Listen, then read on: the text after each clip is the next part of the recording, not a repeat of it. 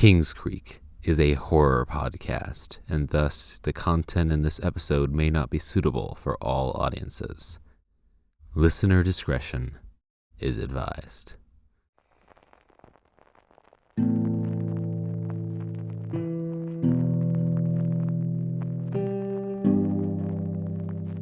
You are now entering Kingscreek.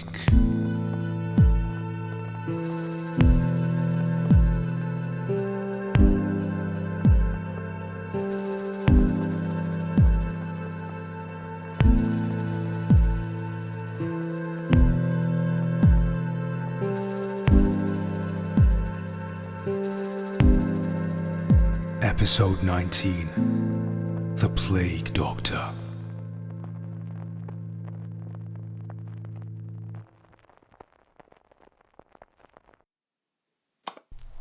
You're going to want to speak into that. It's a microphone. Oh, yes! And it automatically transcribes what I'm saying, right? Incredible! Don't get too comfortable. This is a serious interview, and I do not want you making a mockery of this investigation. Right, of course. To tell you the truth, I'm a little excited.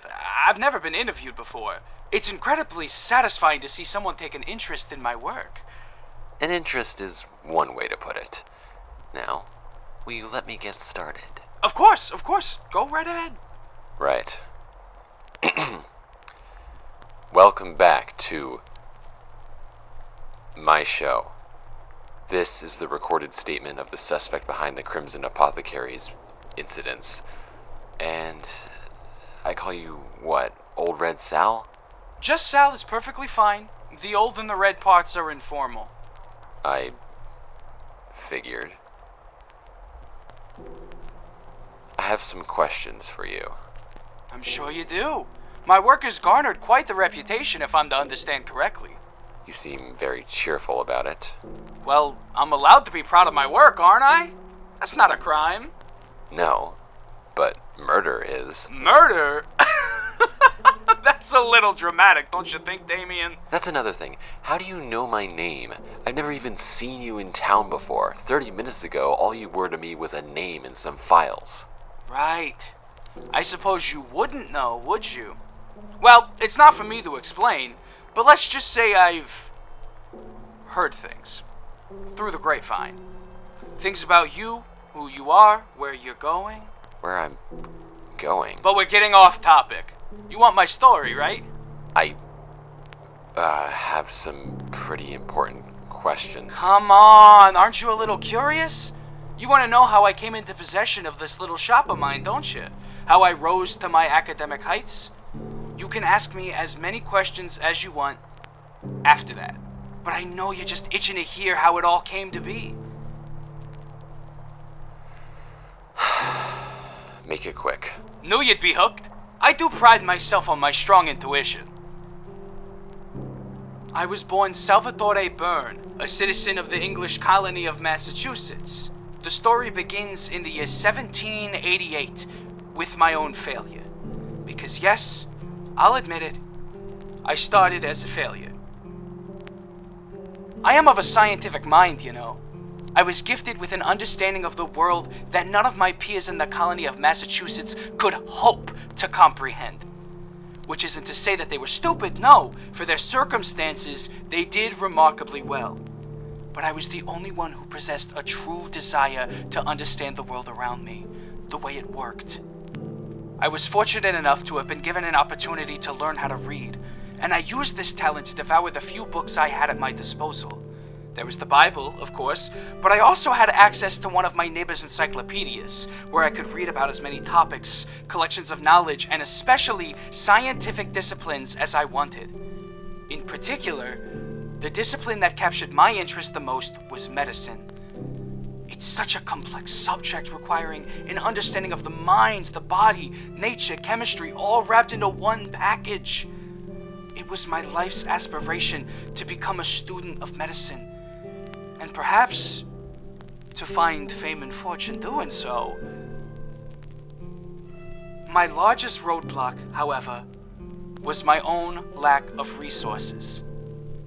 In my small community in northern Massachusetts, I did not have the learning materials needed to study medicine, and I could not receive higher education. My family was disgustingly poor, so my aspirations for medicine were limited to some basic first aid training from my family and some tutorage from the local apothecary.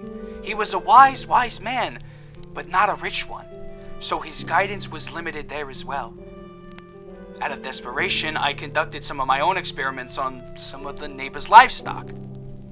They were never quite hardy enough to survive those, however, so I learned very little. It seemed as though my aspirations were doomed to wither and rot on the vine before they could even bloom. Then everything changed one morning. It was late fall. The trees were losing the last of their color, and I was lying on the ground in the woods. I won't bore you with the whole story, but let's just say that I took a wrong turn and ended up with a broken leg from my troubles. Even if I hadn't broken a limb, I would have still been lost in a sea of maple trees that I didn't recognize. Pain shot up my leg every time I tried to move. I called for help, but as the daylight waned and the cold of night began to creep in, I felt my hope of being found drain away. Then I heard a voice, soft, almost muffled behind me.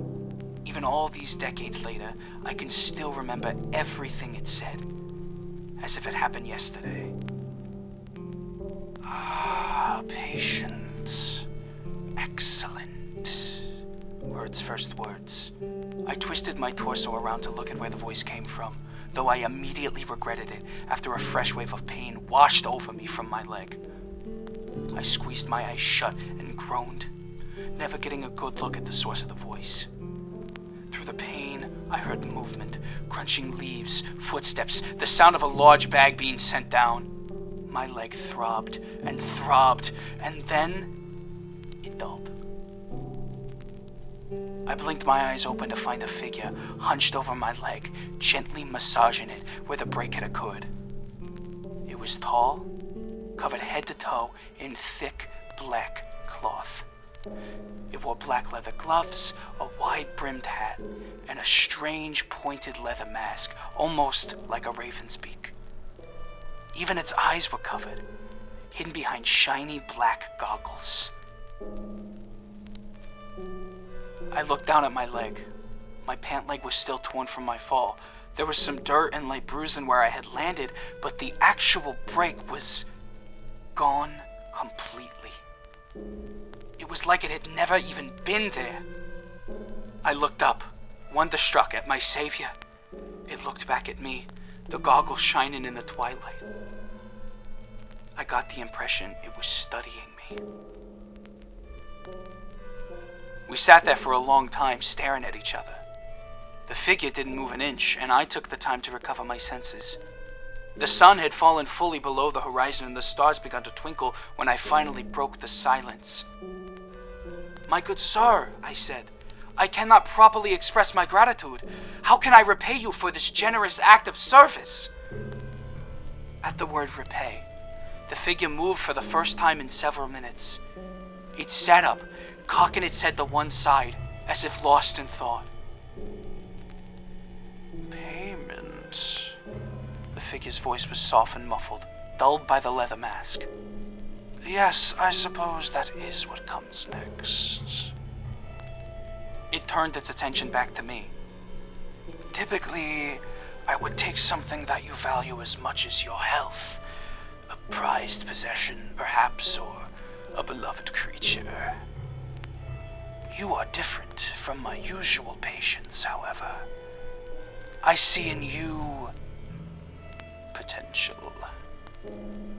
Should I..." It leaned back in, the lenses in its goggles almost shimmering in the starlight. "What do you know of my craft?" After a moment, I stammered out a little rundown of my medical knowledge, basic first aid, the encyclopedia entries, my time at an apothecary, and what little I had learned from the experiments I had conducted. It listened intently, but seemingly perked up the most at the mention of the experiments. After I finished, it put its fingers together and sighed. "Very interesting. You possess an extremely limited understanding of medicine, yet you have a passion for practicing the craft nonetheless. An intriguing combination of factors, to be certain. It sat in silence for a moment, seemingly lost in thought.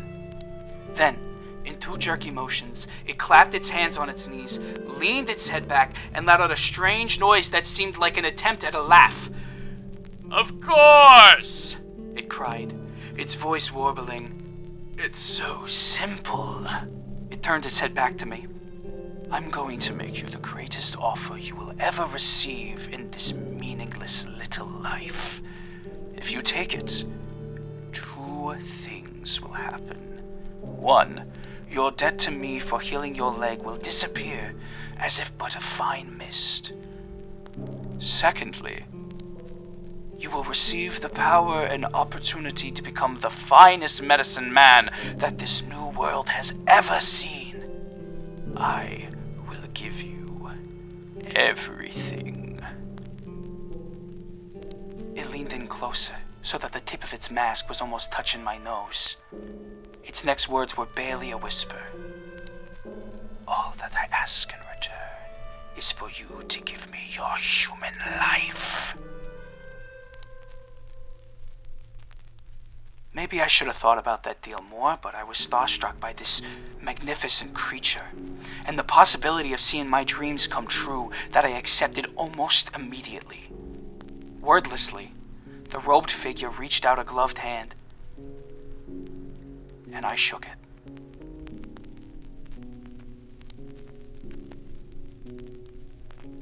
As our fingers locked, it looked me in the eyes.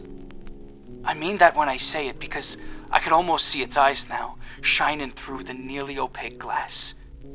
Then it whispered one last thing. "Curiosity is a dangerous thing, is it not?" Then in a blink, it was gone. No wind, no crash of lightning, no pop even. It simply vanished, leaving behind nothing but its medical bag and an empty glove in my hand. The rest of the story is fairly straightforward. I took the bag and the gloves, the other glove was on the ground, and I walked back towards civilization. Not to my own town, mind you. I just picked a random direction, walked, and found myself in a new place. I would later learn I was in Boston, but that ultimately didn't matter. It was only notable because it was where I would stop being Salvatore Byrne, and where I became Old Red Sal, owner and operator of Crimson Apothecaries. Business was always good. I still had limited medical training, but ever since I got a hold of that bag, I was just able to treat whoever and whatever came my way. It was like my medical intuition had been heightened. I could always create a cure out of whatever materials I had on hand, and I would always have a steady stream of customers.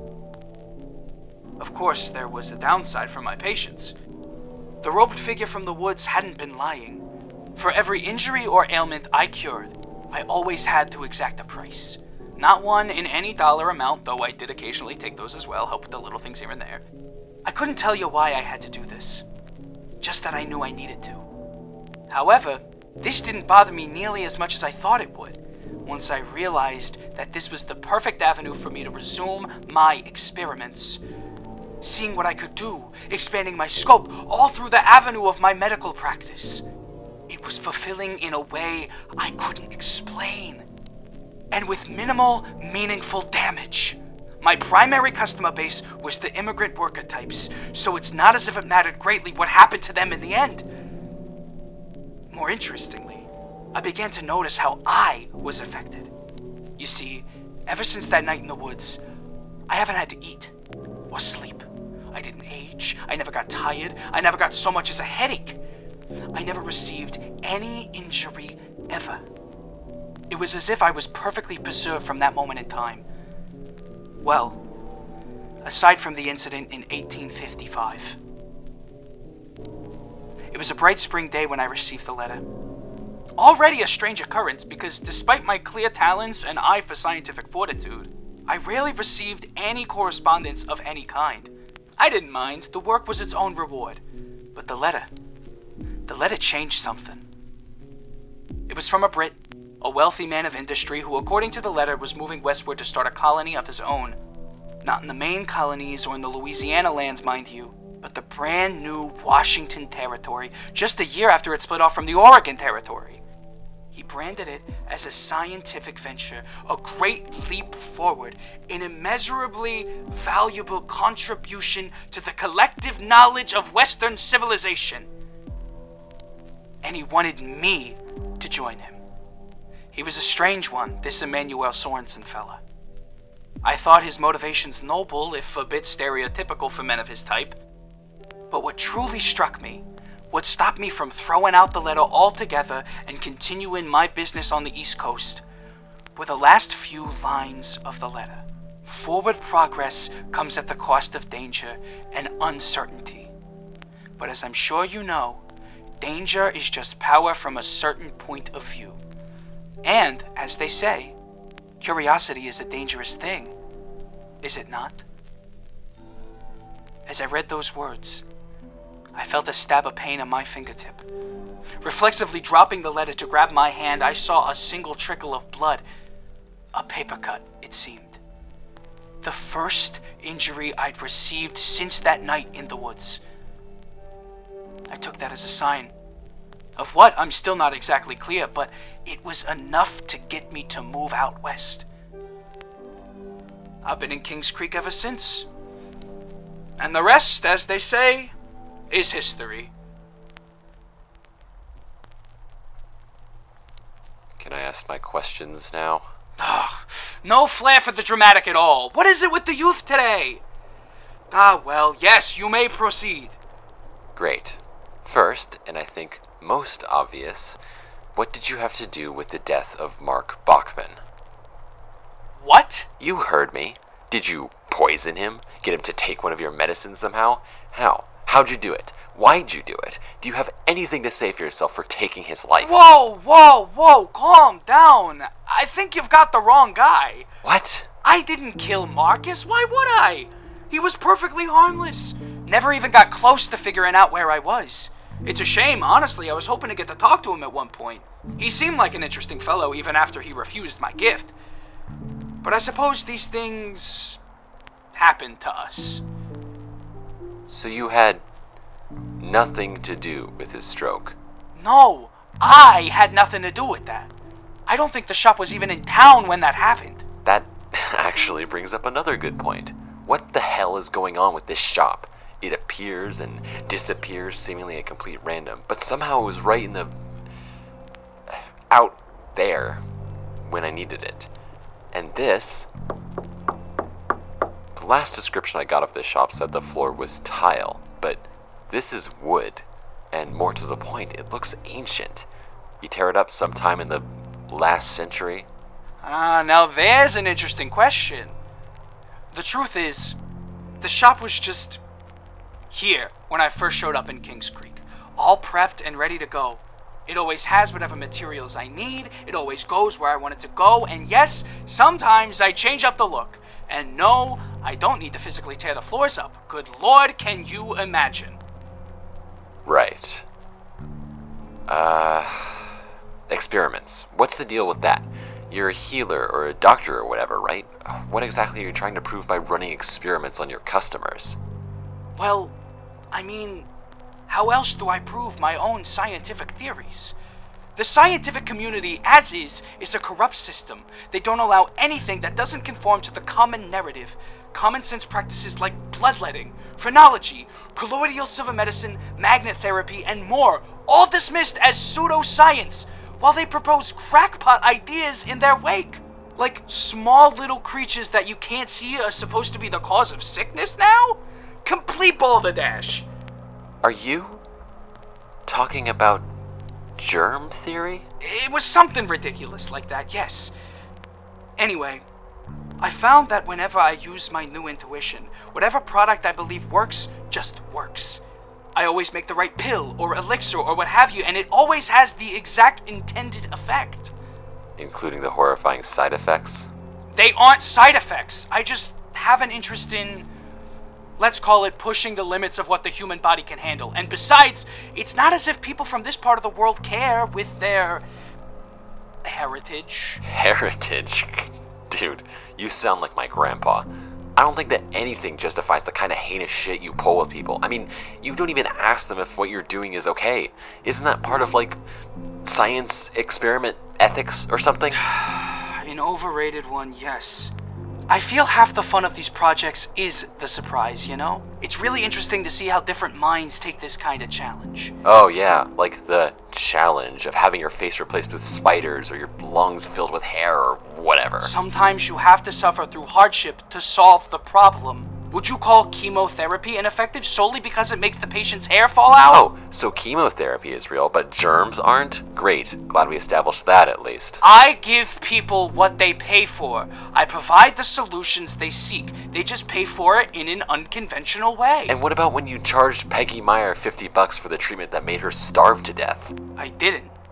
I don't know what she did with that money. Teenage girl things probably. None of my business. Oh, how polite of you. God, you're a piece of work. Isn't this an interview? Don't you have any more questions for me? Yeah, whatever.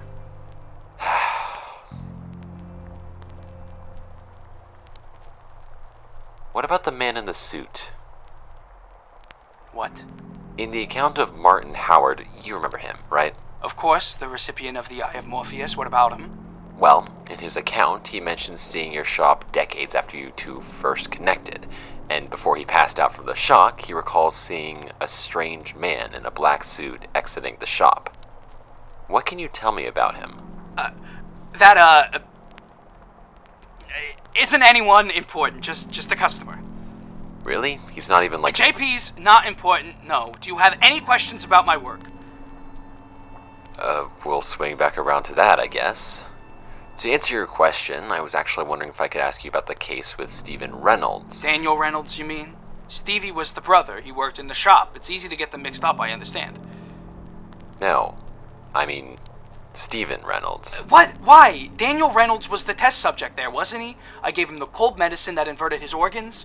It was a really fascinating drug, though I never got a good chance to just... What are you talking about? Daniel Reynolds had a cold, yeah, but it was Stevie who had the weird medical crimson-y thing happen to him. There was mold all over his face and arms or something. No, that can't be right. I primed the medicine. It can't backfire like that. What does that mean for... Oh, what does that mean for... Oh, he's not gonna be happy. I can't be here. I have to go. Sal? This interview is over. I'm gonna have to ask you to leave.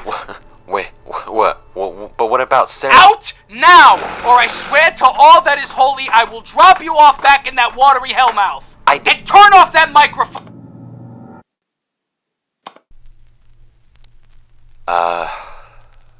Damien Bachman here.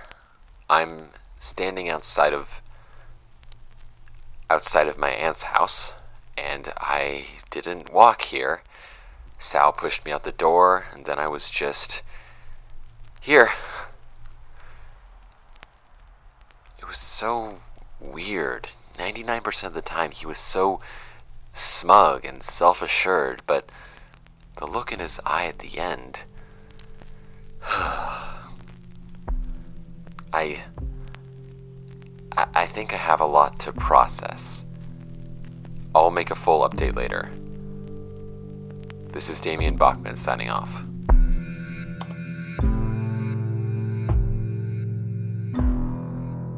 Today's episode of Kingscreek was written and performed by Thomas S. Dennis, with additional voices by Connor McDowell.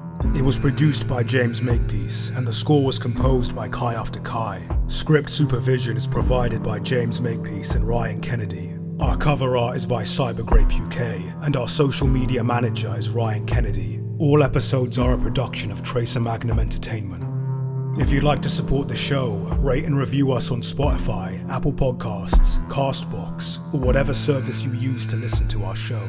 It helps tremendously and ensures we're seen by more and more of the unsuspecting public.